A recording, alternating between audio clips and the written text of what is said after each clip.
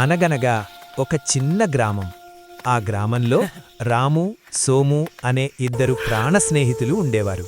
వాళ్ళు నిరుపేదలు.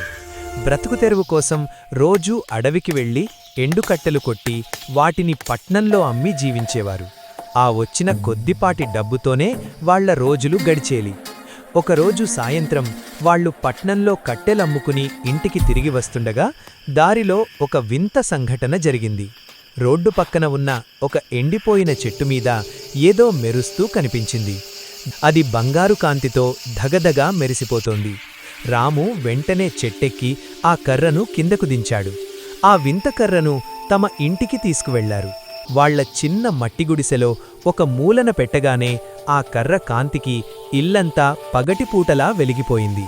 ఆశ్చర్యంతో ఆ కర్రవంక చూస్తూనే ఇద్దరూ నిద్రపోయారు. మరుసటి రోజు ఉదయం యథావిధిగా గొడ్డళ్లు తీసుకుని అడవికి వెళ్లారు. కాని దురదృష్టవశాత్తు కట్టెలు కొడుతుండగా ఇద్దరి గొడ్డళ్ళు ఒక్కసారే విరిగిపోయాయి. చేసేదేమీ లేక నిరాశతో ఖాళీ చేతులతో ఇంటికి తిరిగి వచ్చారు. ఆకలితో అలమటిస్తూ ఆ మెరుస్తున్న కర్రవంక చూస్తూ కూర్చున్నారు. అప్పుడు రాము, సోము, ఇది మామూలు కర్రలా లేదు, బహుశే మాయల కర్ర ఏమో అన్నాడు. సోము వెంటనే, అయితే మనకు కావాల్సినవి అడిగి చూద్దాం అన్నాడు. రాము ఆతృతగా, మాకు ఆకలిగా ఉంది, పంచభక్ష పరమాణాలు ఇవ్వు అని అడిగాడు. కాని ఏమీ రాలేదు.